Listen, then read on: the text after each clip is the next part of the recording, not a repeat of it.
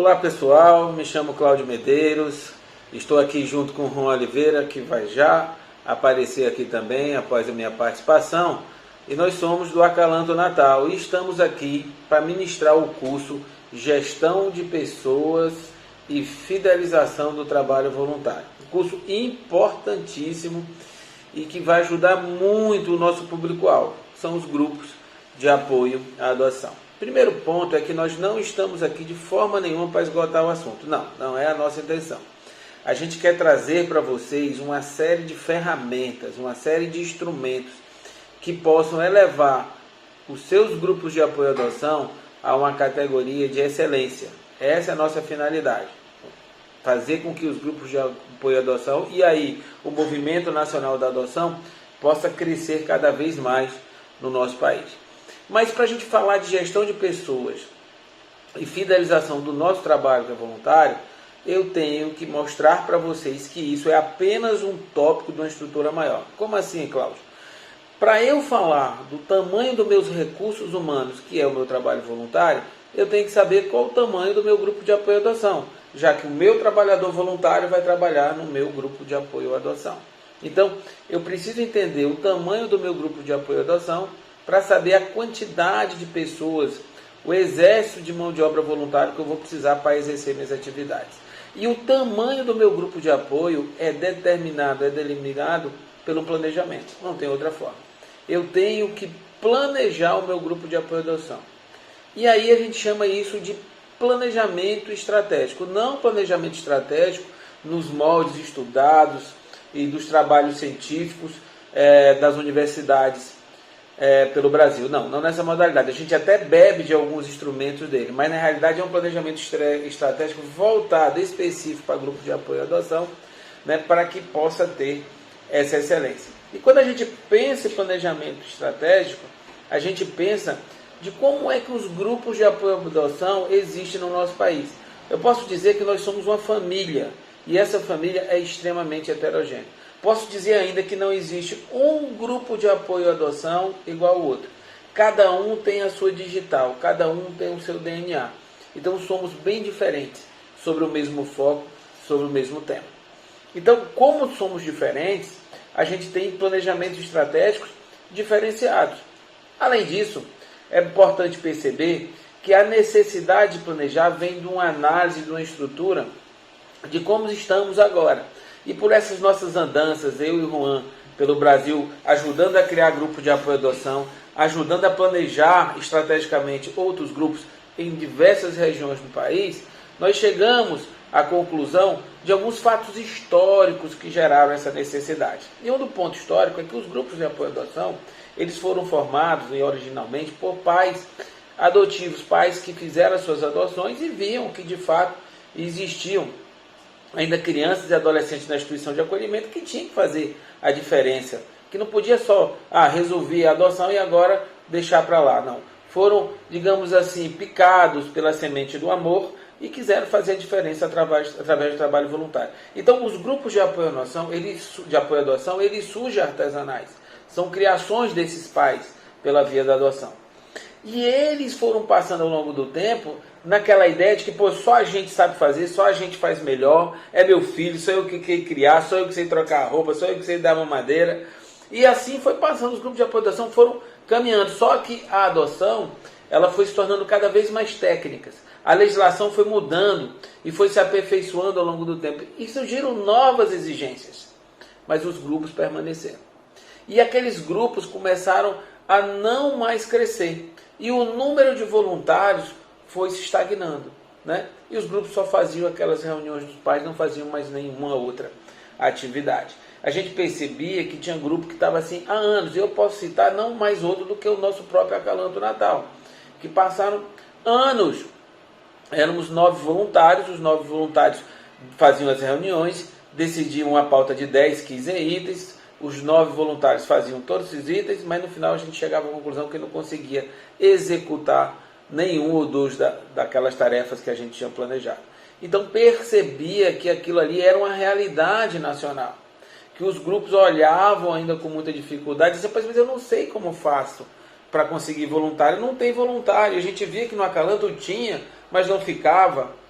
né? Ou a gente não enxergava esses voluntários. Então, estava na hora de repensar a nossa própria instituição. Então, você que está assistindo agora ao nosso curso, o primeiro tópico é: eu tenho que repensar a minha instituição. Eu tenho que repensar o meu grupo de apoio à doação. É o primeiro tópico. Se você achar que não precisa repensar o seu grupo de apoio à doação, esqueça a gestão de pessoas e esqueça fidelização do trabalho voluntário. Porque isso começa com o repensar dessa estrutura. Não tem outra forma. Temos que pensar no grupo de apoio à doação de forma estratégica. Então, se você está aqui é porque você precisa repensar.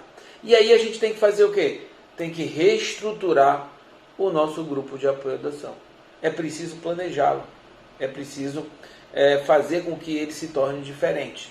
E para isso, eu agora, no primeiro momento, vou trazer alguns instrumentos, algumas ferramentas para fazer esse planejamento. Lógico, não esgota o assunto, né? Essas ferramentas que eu vou pôr agora, aqui no curso, são ferramentas ao longo do tempo que a gente foi estudando e vendo as necessidades do grupo de apoio à doação, do sul ao norte, né? Do centro-oeste, do nordeste, do sudeste, a gente foi levantando. Então nós já chegamos à conclusão que para estruturar esse GA, e a gente está estruturando agora o nosso GA, vou estruturar com vocês, a gente precisa de 7 ferramentas, 7 instrumentos.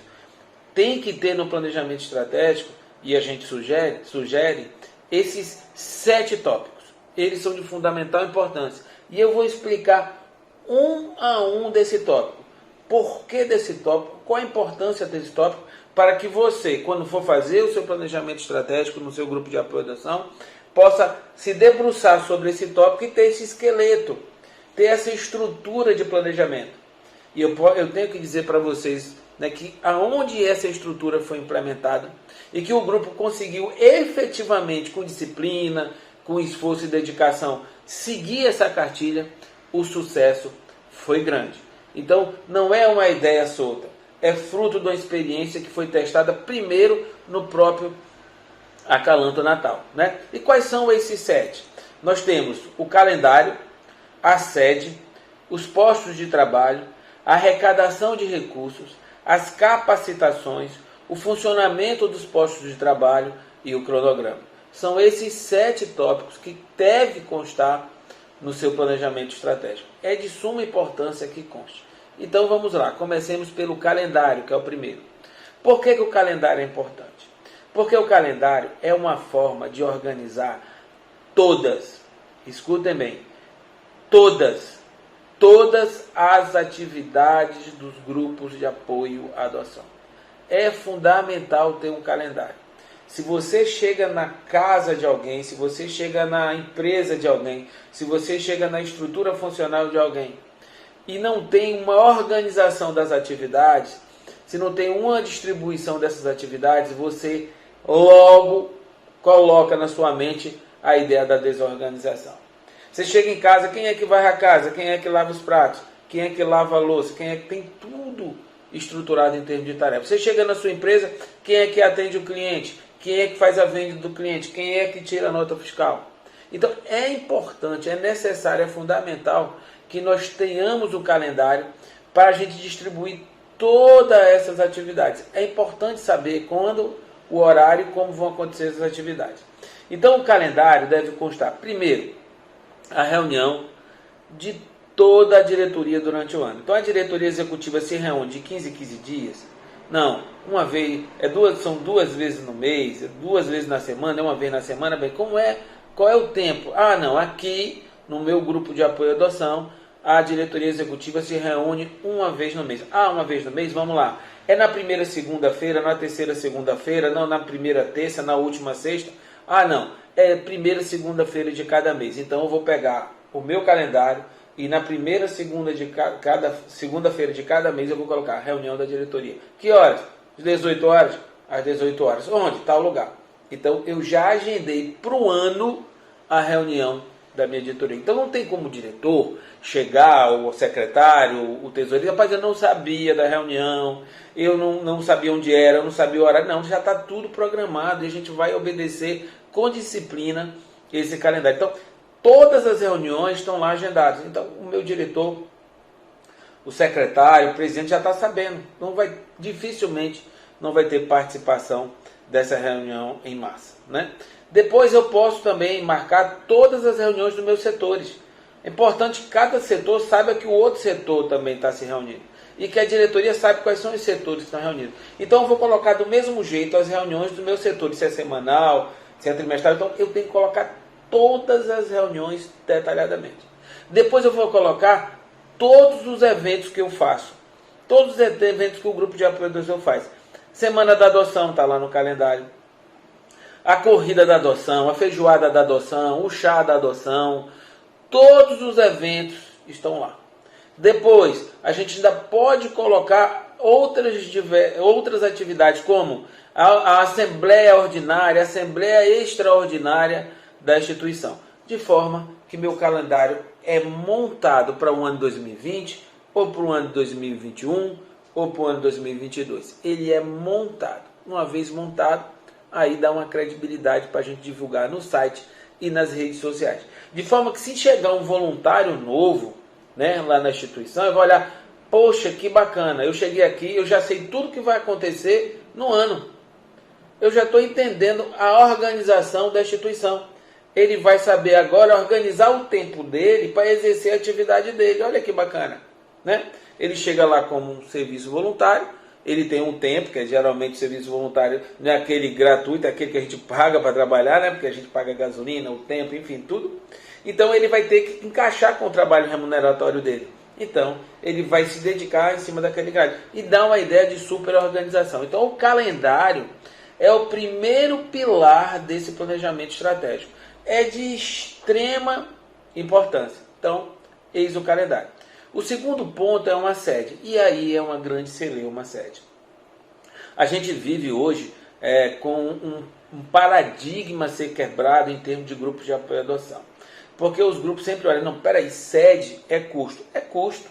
Sede vai ter que pagar todo mês o aluguel, a conta de energia, vai ter que pagar o condomínio, dependendo do lugar que for no shopping, dependendo do lugar se for coletivo. É custo. Mas se você pensar assim, você vai estagnar, vai parar. Você tem que entender que sede é investimento que traz custo, mas é investimento. Então, se eu vou ter uma sede, eu vou ter que trabalhar um outro tópico para poder sustentar essa sede, que é um tópico lá na frente que a gente vai ver chamado arrecadação de recursos. Mas tem como eu escolher um lugar que tenha uma possibilidade econômica mais baixa, seja mais em conta, né? Que eu possa ter uma linha telefônica, uma linha do pré-pago, de um celular, um aparelho simples lá, e que eu possa atender meu público, porque a sede é uma identidade material, é uma identidade física da instituição. A pessoa passa a ver a placa da instituição, a pessoa passa e pega para ver a informação. E quando você fideliza o teu público com essa identidade física, com essa estrutura, e ele lá é bem recebido, bem acolhido, ele passa a ser um doador. Se você chega, poxa, eu fui extremamente acolhido, confortavelmente recebido, isso aqui está ajudando crianças, isso existe. Ah, meu amigo, eu quero ser um doador agora, eu quero fazer uma contribuição em dinheiro. Gente, a sede passa a ser uma propaganda e uma captação de recursos. No futuro a sede pode até para instituir um call center lá para poder arrecadar dinheiro. Então a sede hoje é de extrema importância. E é o custo hoje que varia numa sede, dependendo do local e da região que você tem, do que você escolha, entre 600, a gente estipula 800, podendo chegar a 1.000, 1.200 reais, dependendo do lugar, né? E não raro tem um voluntário ou tem um pai pela via da adoção que tem um imóvel lá com uma sala que não está sendo usada e às vezes permite. O Acalanto começou assim também, né? Alguém permitindo, e a gente usou até que depois passou para uma locação e o nosso sonho é comprar uma sede. Mas a gente tem que pensar que isso é importante, isso faz parte do investimento. A sede vai estar lá para o quê? Marcar presença, atender. Mas, Cláudio, todo mundo vai ter que atender na sede? Não, você vai organizar o funcionamento da sede de acordo com as suas atividades. Um exemplo hipotético, se eu tenho hoje um advogado voluntário e ele tem escritório, ele não precisa estar lá atendendo na sede, ele pode atender no escritório dele, mas desde que o cliente que chegue na sede e seja encaminhado para o escritório dele. Tem que centralizar o atendimento, o acolhimento na sede para mostrar essa identidade. Hoje o Acalanto, ele atende tudo, ele centraliza tudo na sede. E muitos dos departamentos não funcionam na sede, funcionam em outros lugares. Mas é feito o acolhimento lá e é feito o encaminhamento a partir de lá.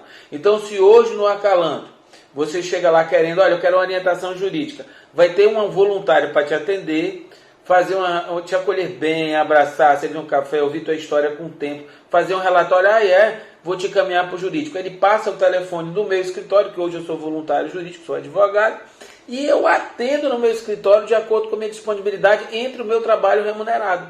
Então eu estou fazendo o meu trabalho voluntário na minha estrutura em que eu faço o meu trabalho remunerado. E sendo voluntário do Acalanto. E o Acalanto está com o braço esticado, sem ter custo. Entendeu? Agora aquele que não tem, dá a sua agenda e atende. O advogado então que não tem escritório, mas é voluntário, ele vai atender na sede. Deixa uma salinha lá para ele, no período que pode, organiza o horário e ele atende. Então a sede hoje é importante e a gente tem que pensar em investimento. A gente precisa crescer. Até para se conveniar e ter uma estrutura para exercer as diversas atividades, hoje o mundo exige o quê? Uma pequena estrutura no mínimo. E a gente precisa ter essa pequena estrutura. O terceiro tópico do planejamento estratégico são os postos de trabalho. Bem, se eu quero exercer atividade e eu preciso de uma massa humana do trabalho voluntário, eu tenho que criar postos de trabalho. Senão vai chegar meu voluntário, como a gente fazia antes, todo mundo faz tudo. E no final ninguém conseguia fazer nada. Mas se eu distribuir determinadas atividades específicas para esse meu trabalho voluntário, através de postos de trabalho, criação de postos de trabalho, vai funcionar perfeitamente e ele vai sentir o que? Útil. O pior problema para o trabalho voluntário é você captar o voluntário, ele chegar na instituição e ele não se encaixa. Poxa, eu não tenho onde trabalhar. Já pensou a tristeza? Tanta criança precisando do trabalho do grupo de apoio à adoção, mas ele sentiu, poxa, eu fui duas vezes, consegui fazer nada, eu fui embora, fui atrás de outra instituição para que eu dê o meu trabalho voluntário. Então a gente precisa abrir postos de trabalho. E aí nós temos hoje, nesse ramo da adoção, 4 atividades que são fins. Não tem como fugir. O jurídico, serviço social, psicologia e pedagogia. Precisamos muito dessas áreas. O grupo de apoio à adoção para exercer suas atividades bebe muito nesse conhecimento dessas 4 áreas. Só aqui são 4 departamentos. Fins, pedagogia, psicologia, jurídico e serviço social. Serviço social para atender as pessoas que estão em vulnerabilidade, que procuram. Para também atender socialmente aqueles que pretendem adotar. Então, tem serviço. O jurídico para dar orientação jurídica para as diversas ações que envolvem adoção, às vezes busca e apreensão, às vezes destituição do poder familiar, às vezes guarda, né? Psicologia. Quanto é que não precisa no pós-adoção, preparação para pretendente de adoção, durante a adoção, o apoio para aqueles que são ansiosos, que chegam para se habilitar, né? E a pedagogia? Quanto a pedagogia é importante para fazer esses cursos de preparação, para divulgar pedagogicamente a sua adoção nas escolas, para o projeto da atitude adotiva. Então a pedagogia também para os estudos de caso, a pedagogia é de suma importância. Então aqui são 4 departamentos. E eu ainda posso ter departamentos mesmo, atividades mesmo para isso funcionar.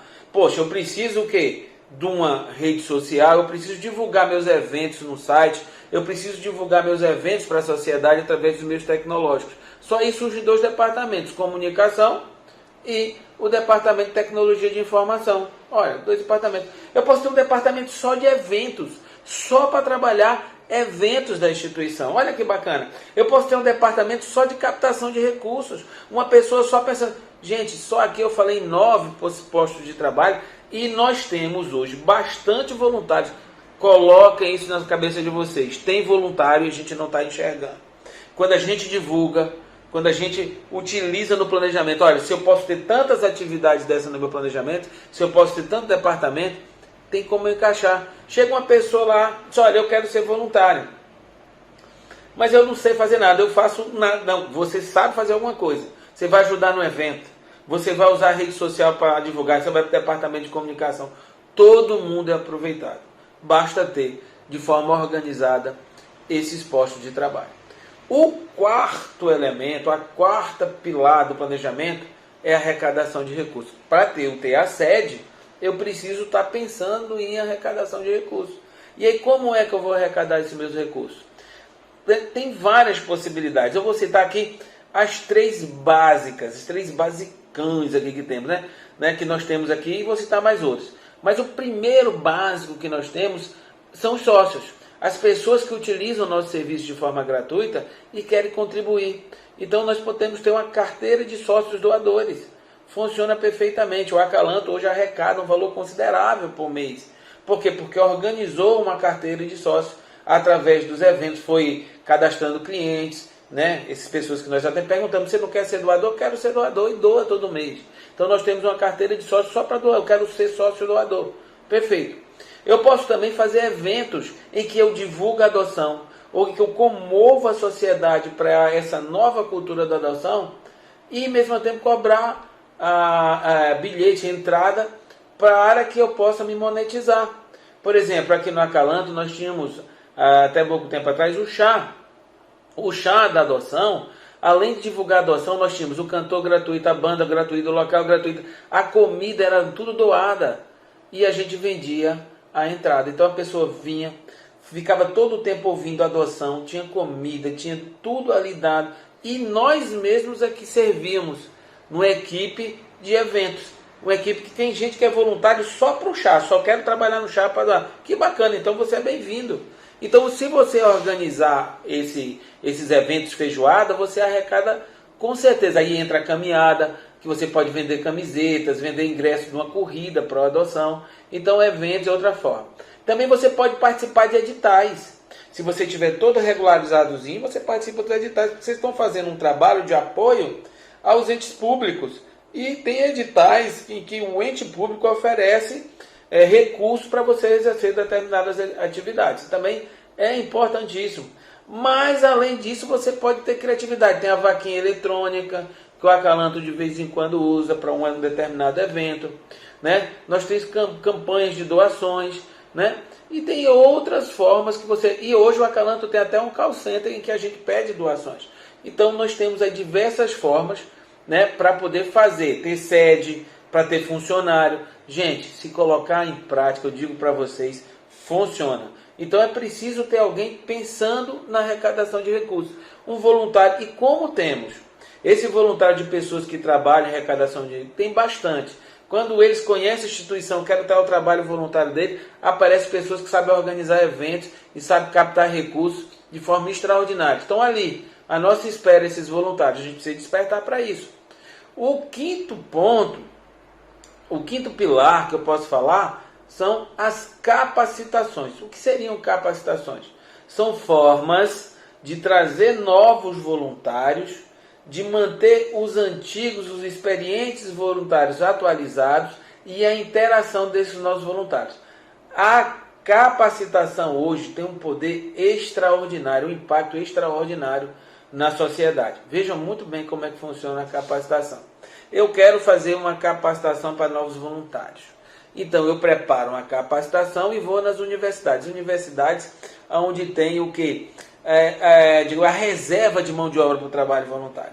Então eu procuro esses cursos, pedagogia, direito, serviço social e psicologia, e procuro os alunos, olha, vai ter uma capacitação sobre o tema da adoção. Quem é que mais entende de adoção hoje no Brasil? São os grupos de apoio à adoção. Temos profissionais fantásticos para dar a senhora capacitação. Então prepara a capacitação, consegue uma sala de aula da própria universidade, às vezes de uma outra instituição, né, às vezes de um ente público, consegue lá um auditório e sai divulgando a capacitação. Veja bem, se você trouxer esses 4 profissionais, você traz para a capacitação, mas você vai ficar só nisso? Não, você pode chamar os pais que participam da reunião, os pais pela adoção, também chama. Você pode estar nas redes sociais para chamar pessoas que nunca sequer ouviram falar de adoção, mas têm vontade de ser um trabalho voluntário. E você enche a sua sala de possíveis voluntários. Faz uma capacitação geral. Lógico, todo voluntário do grupo de apoio à adoção tem que saber o básico da adoção. O basicão tem que saber. Porque quando você coloca essa camisa, todo mundo vai pedir informação para você. E você é feio se não souber dar uma informação básica sobre a adoção. Então você vai capacitar sobre a adoção de forma geral, mas também você vai mostrar a sua instituição. Olha, aqui nós temos tantos postos de trabalho, nós temos departamento tal, para ele, olha, agora eu estou conhecendo a instituição, eu estou conhecendo a adoção, o básico da adoção, e estou conhecendo a instituição onde eu posso me encaixar. Quando termina a capacitação, você pergunta, você quer ser voluntário? Já acima o termo de voluntário, já escolhe o departamento. Entretanto, a nossa experiência mostra que de cada grupo de 10 a 15 alunos universitários que vêm para a capacitação, 2 ou 3 é que ficam como voluntário. E eles ficam geralmente entre 6 meses e 1 ano, é o tempo que eles duram. Mas veja bem, se vieram 15, 3 ficaram, 12 já são formadores de opinião, porque mesmo não ficando, já estão sabendo da adoção. Quando forem ser profissionais, são profissionais na sociedade e que vai desmistificar a adoção, porque eles foram o quê? Foram ensinados pelo grupo de apoio à adoção sobre o tempo. Porque a universidade não ensina, mas o grupo ensina. Então você está mudando os profissionais do futuro. E os 3 que ficaram vão dar seu esforço, vão ficar mais apaixonados pelo tema. E esses 3, mesmo quando eles saírem daqui a 1 ano, eles vão o quê? Ser mão de obra mais fortalecida, pensadores mais fortalecidos na experiência da adoção. Mas eu vou esperar daqui a 1 ano, não. De 6 em 6 meses eu faço uma outra capacitação, porque eu estou renovando tanto o conhecimento na sociedade, como eu estou renovando o conhecimento dentro da própria instituição. E eu trago os meus voluntários nessas capacitações, os que já estão trabalhando, de forma que eu faça uma interação entre a experiência e o novo. E aí sai engrandecido. Então a capacitação, além de eu conseguir a minha mão de obra voluntária, eu estou mudando a realidade da sociedade local através da universidade. Então as capacitações têm que estar no planejamento estratégico. Eu tenho que fazer no mínimo 2 ou 3 capacitações por ano. O grupo tem que pensar nisso. Isso é uma ferramenta fantástica para recursos humanos e para manter a sinergia do grupo, porque é onde o grupo vai se reunir 3 vezes no ano, todo mundo ali, para falar de adoção e no final se confraternizar, né? E tem várias formas de fazer essa capacitação. O chamamento é muito bom. Só para vocês terem ideia, quando a gente começou a planejar na última capacitação que o Acalanto promoveu, porque depois a gente cresceu tanto que teve que criar um departamento só para cuidar da capacitação, só para cuidar do voluntário.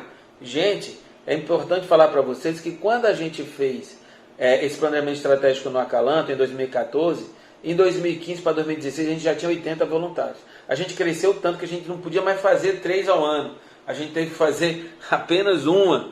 E é isso que eu estava falando. E no ano passado, a última capacitação que o Acalanto fez, de inscritos, de interessados no assunto, no site, na plataforma digital que a gente criou, tinham 400 pessoas interessadas. Lógico que não foram 400 pessoas que participaram da capacitação, mas desses 400 se mostraram interessados. E aí acaba chegando o número de 70 que vem para a nossa capacitação e a gente fica ali trabalhando e renovando nossos quadros. E ficam sendo identidades. E muitos desses profissionais depois são doadores e sócios do Acalanto, porque gostaram da instituição.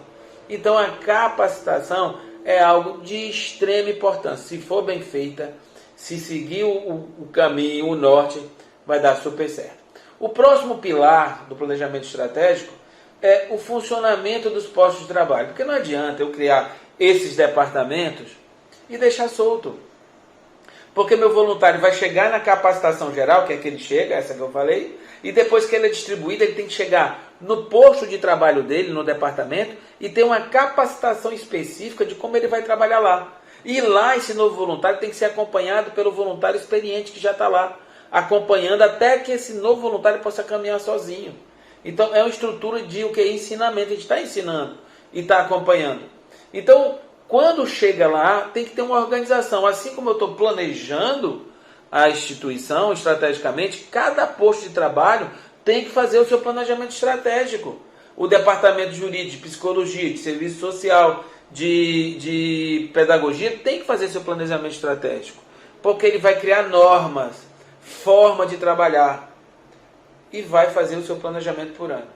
E aí é que anda o grande quê de tudo isso, gente. Quando eu crio postos e tem que funcionar de forma descentralizada, mas mantendo a hierarquia dentro da diretoria geral, eu tenho que criar uma norma que faz essa comunicação. Daí que a gente recomenda que crie o regimento interno. Porque no regimento interno vai estar lá, departamento jurídico, quais são as atribuições escritas, normatizadas.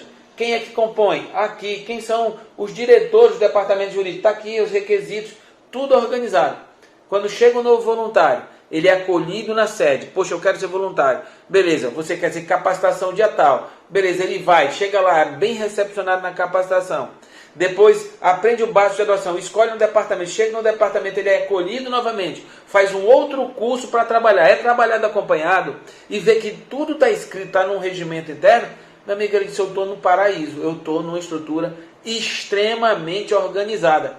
Ele fideliza mesmo e sai espalhando, é o maior propagandista nosso, porque ele tem amigos, ele tem outras pessoas, ele vai comunicando, cara, o Acalanto é de extrema organização. É de extrema organização. Então, o funcionamento do posto do trabalho tem que estar o quê?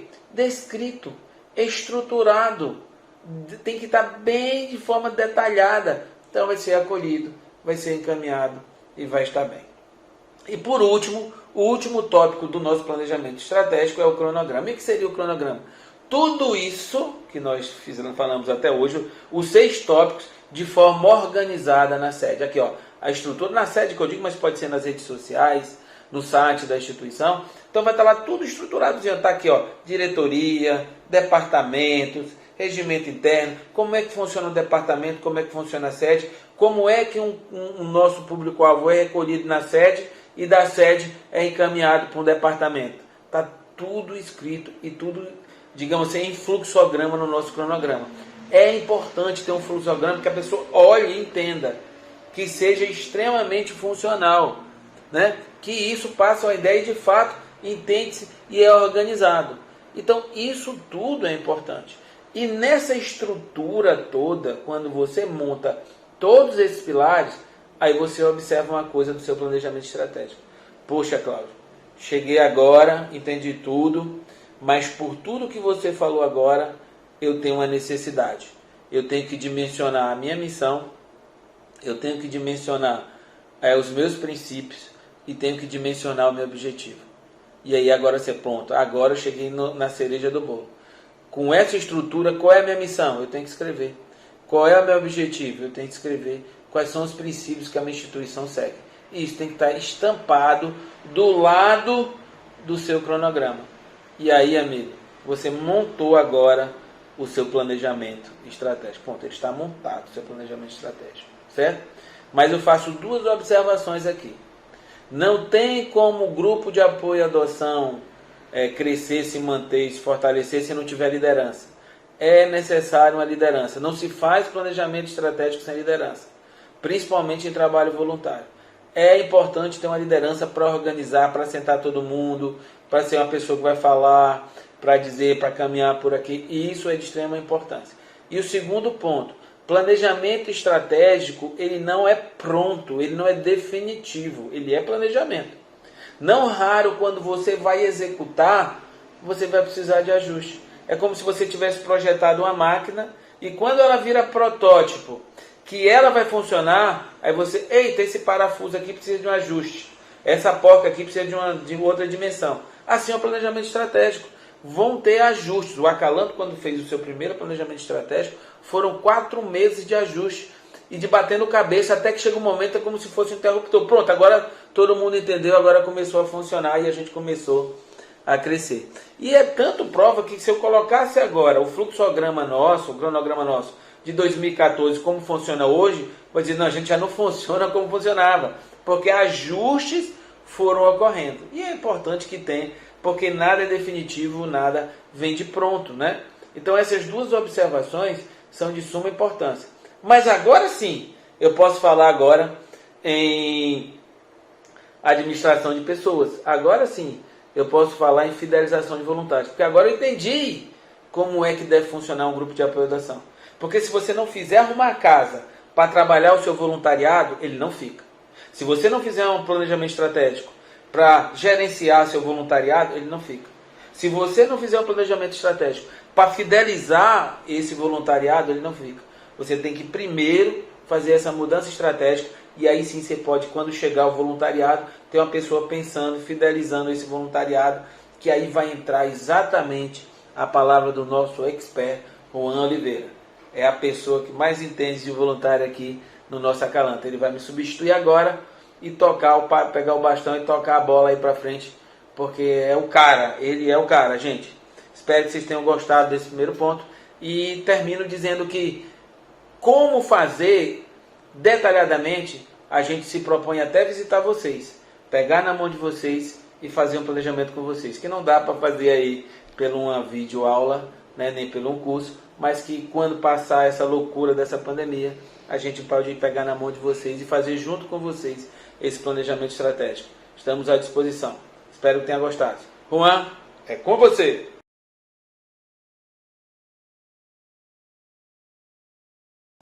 Então, gente, dando continuidade ao nosso bate-papo, meu nome é Juan, como o Cláudio já falou. Eu no Acalanto atuo enquanto assessor de voluntariado, recebendo as pessoas que nos buscam, alocando essas pessoas e acompanhando o trabalho delas dentro da instituição. Para que a gente comece a falar sobre trabalho voluntário, né, algo que a gente já começou a debater aqui, é importante conceituar, né, a atividade voluntária e também entender um pouco melhor sobre voluntariado. Tem uma definição muito interessante que diz o seguinte: o voluntário é alguém que se move em direção a uma causa ou organização para somar esforços, ajudar e aprender. É alguém que está aberto, disposto a prestar-se a alguma atividade que provoque mudança, né? Mesmo pequena em si próprio e no mundo ao seu redor, né? Essa é uma citação de Atados, O Poder do Voluntariado, que define claramente o papel do voluntário como um agente de transformação, um agente de mudança. E aí, pensando nessa atuação do voluntário, na perspectiva de mudança, né, como alguém que se sente insatisfeito com o cenário e tenta transformar esse cenário com uma atividade que não é remunerada, mas que é espontânea, é importante que a gente pense que um dos cuidados essenciais dessa pessoa é que essa pessoa cuida de pessoas e ela também necessariamente precisa de alguém que cuide dela, tá?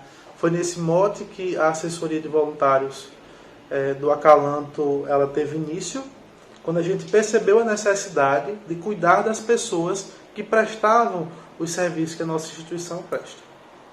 Então, nessa perspectiva, os nossos objetivos são integrar, motivar para alcançar. Integrar as pessoas, isto é, integrar aqueles que nos buscam àqueles que já estão atuando na instituição, fazer com que as atividades sejam motivadoras, sejam desafiadoras, que as pessoas se sintam instigadas a trabalhar e a partir desse trabalho que a gente possa alcançar os nossos objetivos, né, do ponto de vista tanto quanto atividade fim, mas também as atividades meio, como o Cláudio já trouxe suas contribuições nessa perspectiva, né, de definição de atividade fim e meio. Nos grupos de apoio à adoção, que a gente tem contato, enfim, a gente percebe que a atividade finalística ela é extremamente forte, né? Ela é formada por profissionais muito capacitados, altamente competentes no que fazem, né? Sejam advogados, quais sejam assistentes sociais, psicólogos, educadores e tantos outros, mas que há uma necessidade muito grande de profissionais que façam esse pano de fundo para que as atividades finalísticas elas sejam executadas. Então a gente precisa de profissionais também da área de gestão para poder dar suporte a essas atividades meio das instituições. Isto é, profissionalizar sem perder o brilho no olhar, né? Sem perder a capacidade de acolher, de trazer afeto, mas sim instrumentalizar, ou seja, se utilizar de ferramentas que são utilizadas amplamente na gestão empresarial, na gestão pública e agora também no terceiro setor, utilizar isso como uma possibilidade de potencializar as nossas atividades, né? Um dos questionamentos é: por que eu, enquanto grupo de apoio à adoção, por que nós, enquanto grupo de apoio à adoção, não nos utilizamos dessas ferramentas para potencializar o nosso trabalho, né? E uma delas é o planejamento, né? Então, falando em planejamento, a gente começa a startar cenários, né? E nessa perspectiva de fidelização do trabalho voluntário, uma das coisas que a gente começa a refletir é a respeito dos cenários nos quais nós nos encontramos. Eu acho interessante que a gente divida esse bate-papo em duas perspectivas, né? Em dois cenários, na verdade, o cenário em que eu estou e o cenário no qual eu desejo chegar. E nessa perspectiva de cenários, né, a gente começa a pensar onde nós estamos. Esse é o nosso cenário 1. Nesse cenário 1, né, no aspecto de voluntariado, eu preciso compreender algumas questões, responder algumas perguntas. E aí eu convido a você que está em sua casa assistindo essa formação, de fazer também algumas anotações, né, respondendo as perguntas: quem são os meus voluntários? Quais são as pessoas que estão atuando comigo no meu grupo de apoio? Né? A gente sabe que há uma amizade muito forte das pessoas que atuam nesses GAAs, e que o contato é muito forte quando nós estamos nas reuniões. Mas será que eu conheço essas pessoas para além das reuniões? Será que eu tenho contato com essas pessoas para além das reuniões de paz, dos eventos? Entende? Então, conhecer esses voluntários é fator crítico de sucesso, eu diria, para que a gente desenvolva as nossas atividades. Né? E para isso você deve responder essa pergunta, né, se utilizando de coisas simples, como um formulário, por exemplo, né, para entender quem é aquela pessoa, qual a faixa etária dela, quais são os hobbies dela, quais são as potencialidades que ela tem, as capacitações que ela já fez, onde que ela pode contribuir dentro do grupo de apoio à adoção. Né?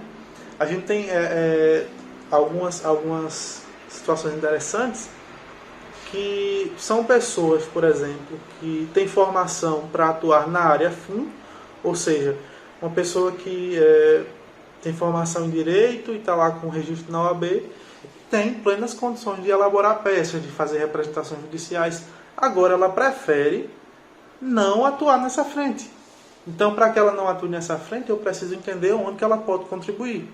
Então, esse é um primeiro passo para conhecê-la. Né? Entender quais são as habilidades dessa pessoa.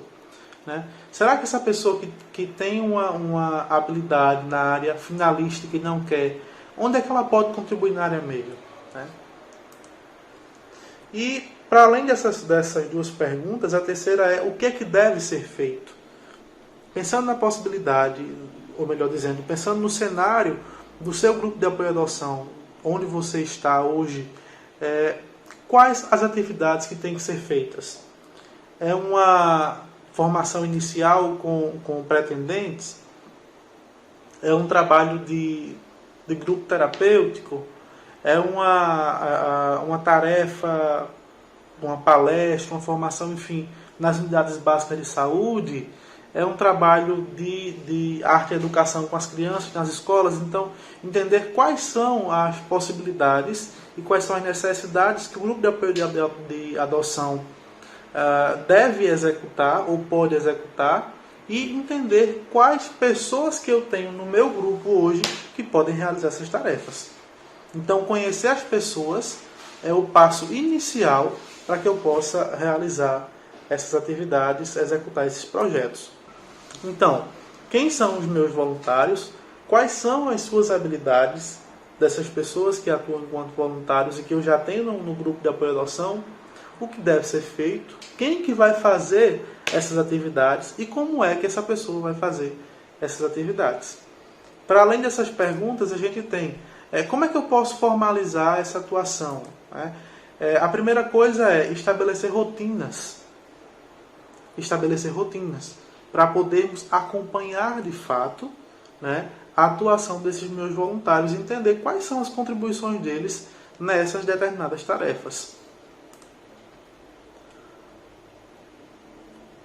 O primeiro cenário, a gente consegue delinear, de certa forma, respondendo essas 6 perguntas, esses seis pontos, entendendo quais são as pessoas que estão hoje no meu grupo, quais são as possibilidades de atuação dessas pessoas e o que elas podem fazer.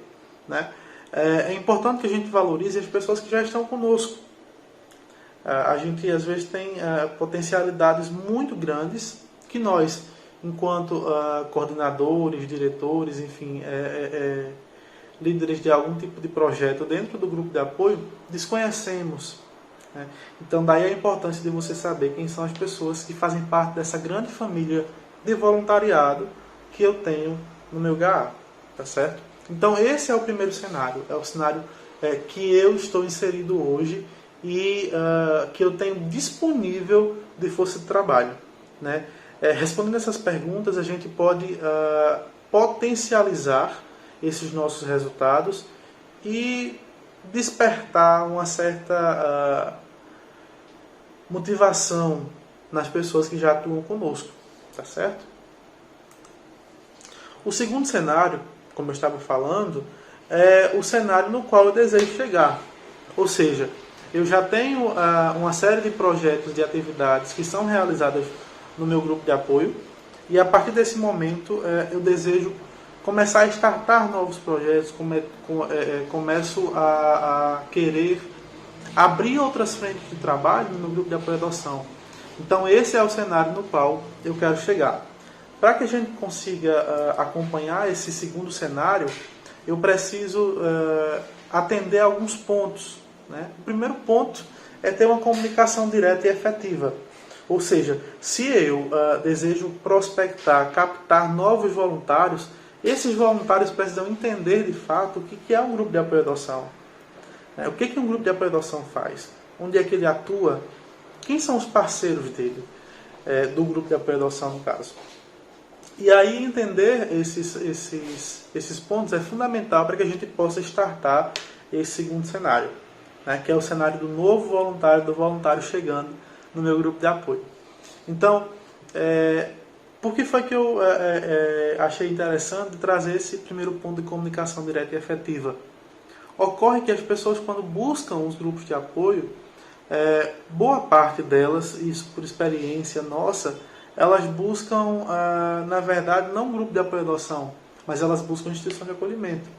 E é preciso ficar muito claro que nós não somos uma instituição de acolhimento, mas, na verdade, uma representação da sociedade civil organizada que atua em diversas frentes e que não a prestação do serviço de acolhimento institucional. O segundo ponto que eu julgo que seja interessante a gente conversar é que é preciso que nós sejamos atrativos. Ou seja, é preciso que eu comece a elencar quais são os meus diferenciais frente a tantas outras instituições do terceiro setor que existem e que muitas vezes trabalham nessa mesma linha de atuação dos grupos de apoio. Então, por exemplo, o que é que faz com que esse potencial voluntário que está chegando ou que deseja trabalhar enquanto voluntário fique no meu grupo de apoio, no grupo de apoio do qual eu faço parte, e não fique em uma outra instituição do terceiro setor que trabalhe com a causa da infância e juventude? Qual que é o meu diferencial? O que é que eu ofereço a esse voluntário para que o motive a ficar comigo? Então, essa é uma pergunta que deve ser feita e refeita várias vezes para entender muitas vezes o que é que leva um voluntário que estava comigo até um certo ponto a se distanciar do grupo de apoio. A terceira questão que eu acho que é interessante, que eu acredito que seja interessante, é que os nossos processos de formação eles sejam certificados. Ou seja, as pessoas comecem a visualizar que elas participaram e que tem aquilo enquanto lembrança. Então eu fiz um curso de formação, faço o meu certificado de participação, entrego àquela pessoa para que aquele momento, né, de recepção seja um momento no qual seja simbólico para ela e que ela guarde aquilo enquanto lembrança. Né? Poxa, participei do curso de formação do grupo de apoio, recebi meu certificado, uma coisa bonita, eu vou mostrar para os meus amigos. E isso faz com que essa minha rede seja acionada, né? Essa minha rede seja acionada e outras pessoas também tenham contato com a causa da criança e do adolescente. É preciso que a gente, enquanto voluntário mais experiente, atribua a esses novos voluntários tarefas que sejam desafiadoras. né? Que sejam realizáveis, obviamente, mas que sejam desafiadoras, para que eles se sintam instigados a executá-las. Essa é uma das coisas que a gente observa, e aí eu não falo só na perspectiva do grupo de apoio à adoção, né, na perspectiva do voluntário, mas nos nossos trabalhos, nas nossas tarefas diárias da vida corriqueira, né? Se aquilo não me desafia, não me instiga, poxa vida, será que é legal eu realizar? Então, é preciso que eu proponha atividades que sejam realizáveis, mas que as pessoas se sintam instigadas a trazer, a despertar ainda mais o seu potencial na realização dessas tarefas. É preciso que a gente apadrinhe esses novos voluntários. Ou seja, as pessoas que estão chegando hoje, quais são as métricas de acompanhamento e de recepção que eu tenho para recebê-las, né? Quando eles começam a atuar, tem alguém que acompanha? Quem que é essa pessoa? É uma pessoa mais experiente que está ali auxiliando esse novo voluntário, essa nova voluntária? É preciso que essa pessoa que está chegando tenha um referencial. Essa é uma técnica utilizada por outras instituições. Me recordo que quando passei pela ESEC, pela empresa Júnior e tantas outras, a gente tinha uma pessoa de referência para que nos apadrinhasse, nos acompanhasse nos primeiros meses, até que a gente começasse a dar os nossos primeiros passos. Então, é uma forma do grupo de apoio à adoção valorizar a pessoa que já está há mais tempo, né? Às vezes é um membro fundador, uma pessoa já mais experiente, que está ali parado, né? Ou não tão na sua força máxima, e aí isso acaba fazendo com que ele se sinta muito importante e veja que ele é parte naquele processo de acolhimento, de recepção desses novos voluntários. Então ele entende que a atividade dele vai ser fundamental para a participação efetiva desse novo voluntário. Então, quando eu penso nesse novo voluntário, eu tenho que ser efetivo o suficiente e direto na minha comunicação para que essas expectativas deles estejam alinhadas com a minha expectativa enquanto instituição, que enquanto instituição eu seja atrativo o suficiente para que essa captação ela seja adequada. É importante que eu certifique a participação dele nessas minhas formações, que as tarefas que eu o delegue sejam suficientemente desafiadoras, que o processo de apadrinhamento e de acompanhamento seja um processo bem estabelecido, para que ele se sinta amparado frente às suas tarefas. Então, alguém que de repente diga, olha, o caminho é esse. Ou então, olha, essa tarefa que você está realizando é bem interessante. Talvez você pudesse adicionar tal coisa nesse relatório. Então, uma pessoa mais experiente para guiar esses processos dentro do grupo de apoio à adoção e favorecer essa troca daquela pessoa que é mais experiente com esse novo voluntário. E você, enquanto responsável por esse processo, realizar o acompanhamento, né, da evolução desse novo voluntário na instituição. Esses passos eles são passos que fortalecem a fidelização do voluntário no grupo de apoio. Porque imagine só que quando esse voluntário ele se vincula a alguém, ele fica muito mais fortalecido enquanto time na instituição, né?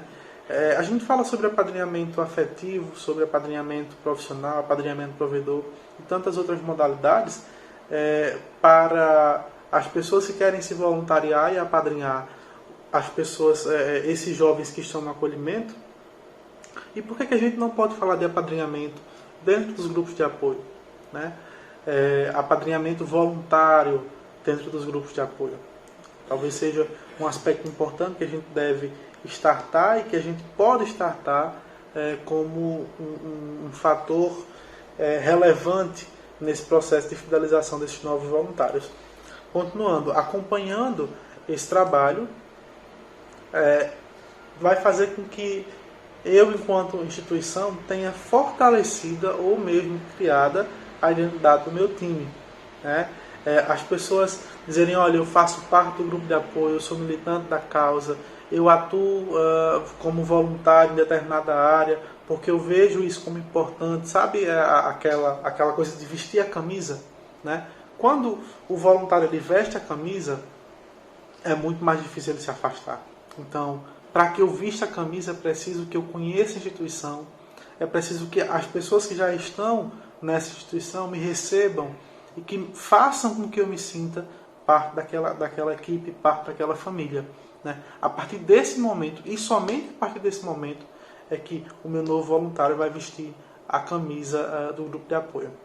E aí eu falo vestir a camisa no sentido muito mais amplo, né? Não é de usar simplesmente a camisa da instituição, mas de entender a importância da causa e compreender que aquilo vai transformar realidades e que ele, enquanto voluntário, vai ter o seu objetivo alcançado, que é o de transformar vidas.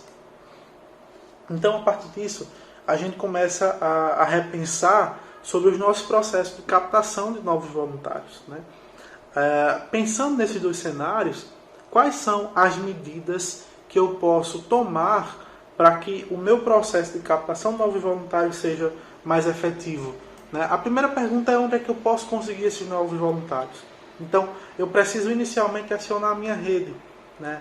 Pensar nos meus ciclos sociais e entender quais das pessoas que estão ao meu lado, quais das pessoas que são mais próximas, que podem contribuir nas atividades do grupo de apoio. Então, é na minha família, é no prédio onde eu moro, na minha vizinhança, é no meu trabalho, são nos meus amigos, é na religião que eu professo, ou no grupo religioso do qual eu faço parte. Será que nesses grupos sociais que eu falei, né, preliminarmente, existem outros, mas nesses grupos sociais, será que eu não consigo encontrar uma pessoa que seja um bom voluntário? Né? Certamente, se você buscar, você vai encontrar no seu grupo de amigos, por exemplo. Então, convidar essas pessoas, informá-las, né? Retornando ao que o Cláudio havia feito de colocação, né? Convidar essas pessoas para os eventos do meu grupo, né? Acionar a minha rede de contatos para que o grupo seja conhecido também nesse meio onde eu transito. Então, nas minhas redes sociais, divulgar as ações, divulgar as atividades. Enfim, são formas de captar, são espaços, fóruns de captação que tem muita gente, né? Pensando nessa possibilidade, explorar também o potencial das universidades, explorar o potencial da própria mídia, né? Que a gente sabe que a nossa atuação enquanto grupo de apoio tem um aspecto muito forte, que é o da área da infância e juventude, e que a mídia busca também essas questões. Então, se utilizar dessa abertura para poder fortalecer o meu processo de captação de novos voluntários. E pensando nesse processo de captação, imaginando que esses voluntários eles já chegaram, algo muito importante da gente refletir é sobre o acolhimento desses voluntários. E aí, mais uma vez, o exercício que eu proponho a você é de pensar como que eu estou acolhendo. Isto é, eu acolho os meus novos voluntários, e aí eu estou falando na perspectiva de novos voluntários, mas os voluntários que eu já tenho, será que eles se sentem acolhidos? Será que eles se sentem parte dessa família? Será que eles se sentem como parte integrante desse time? O que eu tenho feito para que o meu acolhimento de novos voluntários seja um acolhimento efetivo? Esses dias eu estava até conversando com o Cláudio. Eu entrei em contato com uma voluntária nossa, que na verdade é muito mais colaboradora do que voluntária propriamente dita. E aí eu acabei ligando de um outro número e me identifiquei. Tudo bem contigo? É Juan, do Acalanto e tal. Não sei se você está lembrada. E a resposta dela foi assim: como é que eu vou esquecer do abraço que você me deu naquele dia? Né? Eu fiquei, meu Deus do céu, o abraço que eu dei naquele dia. Eu tinha abraçado tanta gente, né? Porque era um curso de formação e é uma das formas que a gente recepciona o pessoal. E eu fiquei, como foi que eu abracei essa mulher? E ela disse que a forma como eu a acolhi naquele dia, e aí eu falo eu, mas obviamente com toda a equipe que estava participando daquela formação, ela falava como se, isso ao telefone, como se eu a conhecesse há muito tempo, né?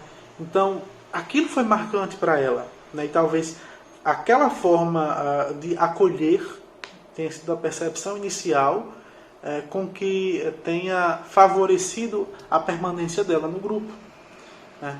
Entender que as pessoas que estavam ali há tanto tempo, e inclusive mais tempo do que eu, né, receberem-a daquela forma, fez com que ela se sentisse parte da família.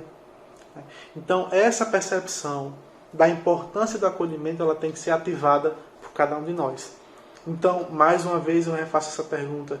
Como que você tem acolhido as pessoas que buscam o seu grupo? Como que você tem recebido esses voluntários, né? Onde que você pode melhorar? Será que é no abraço? Será que é na informação inicial? Será que é no acompanhamento de uma inscrição, de uma tarefa que é realizada? Então, esse acolhimento é um fator que vai fazer toda a diferença na permanência, ou seja, na fidelização do voluntário no grupo de apoio. Tá certo? Sobre formação inicial, é preciso que a gente converse também e levante esse ponto à pauta, porque as pessoas que buscam um grupo de apoio, elas precisam estar minimamente instruídas, né?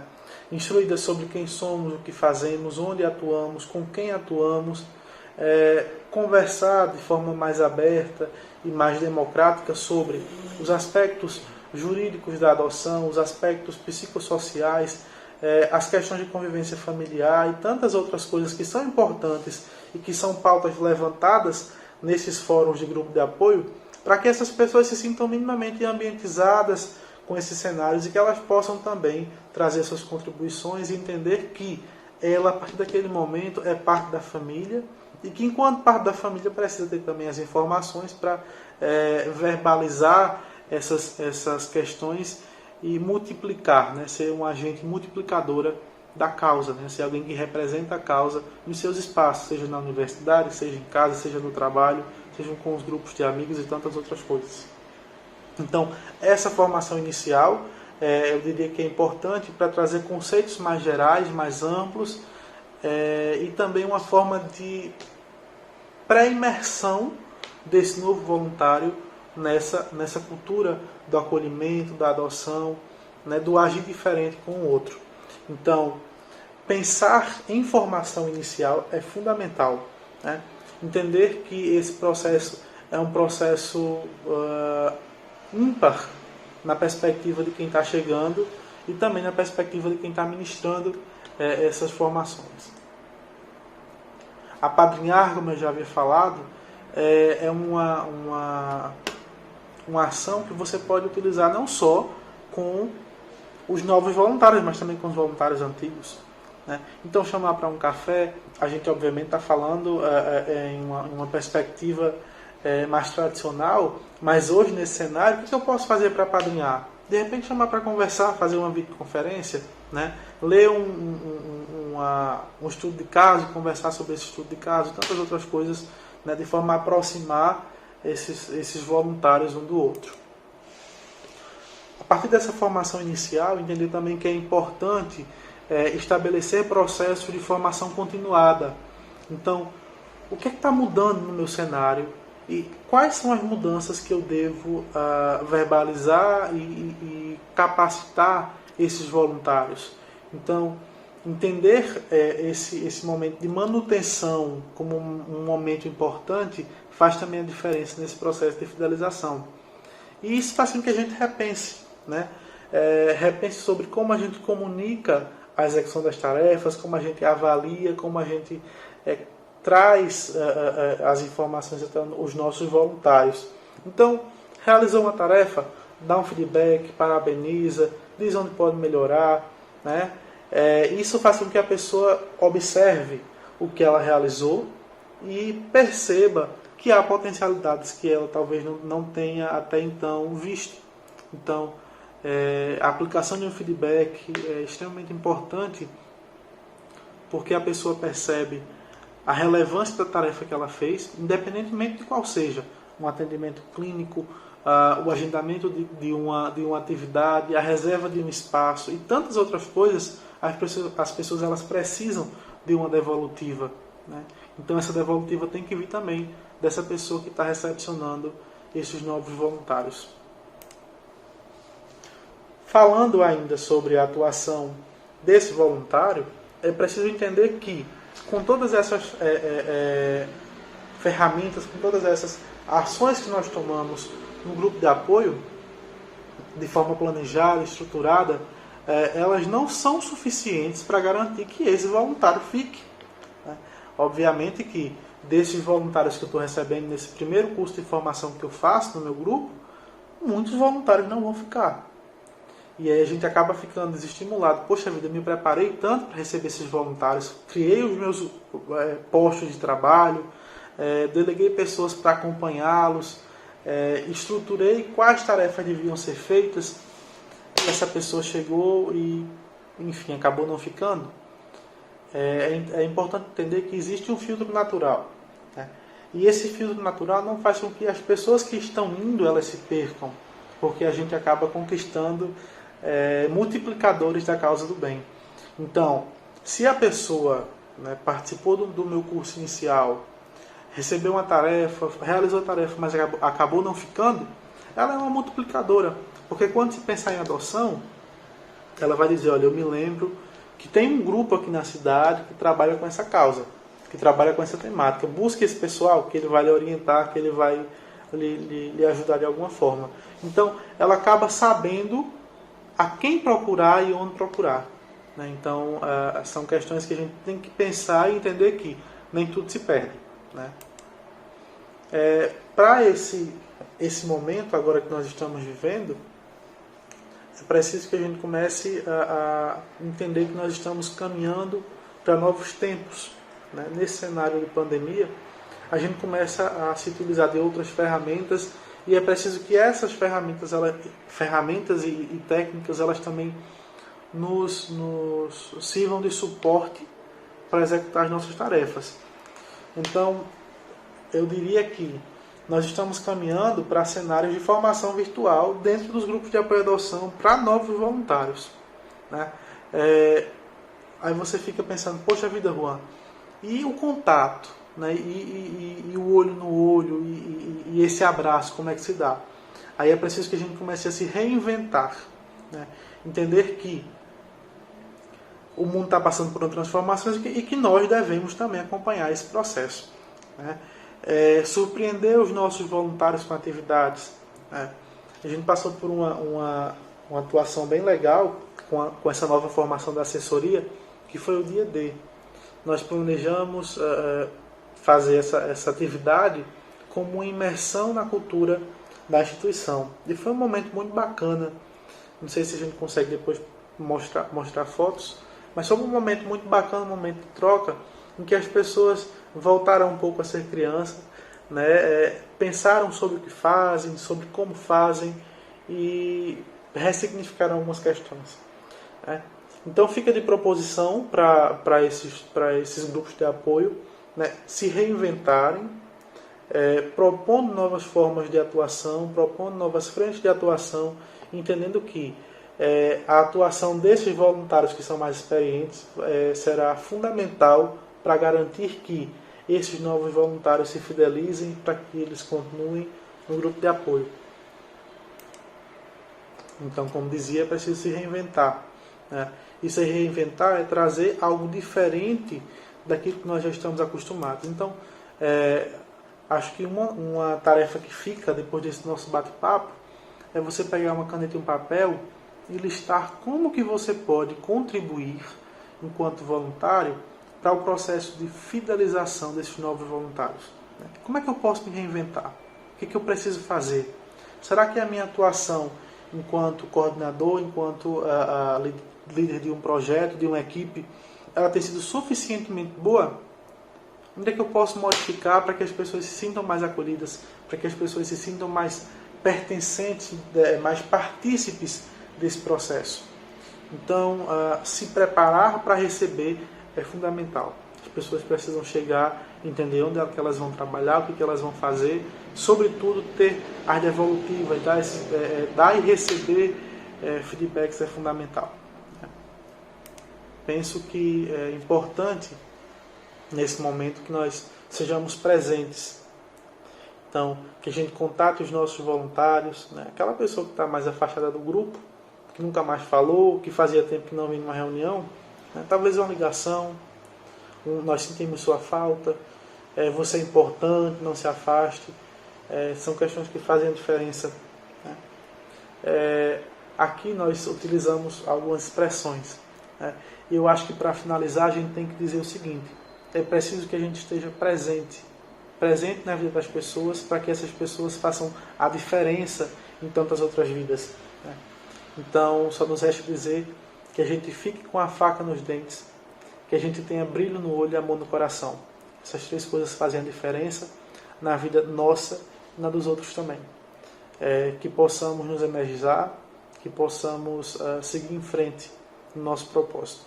Muito, muito obrigado. Espero que tenha sido de bom proveito essa nossa conversa e que a gente possa, em um momento posterior, estar junto, né, e olhar no olho e dar um abraço. Tá bom? Muito obrigado. Tchau, tchau.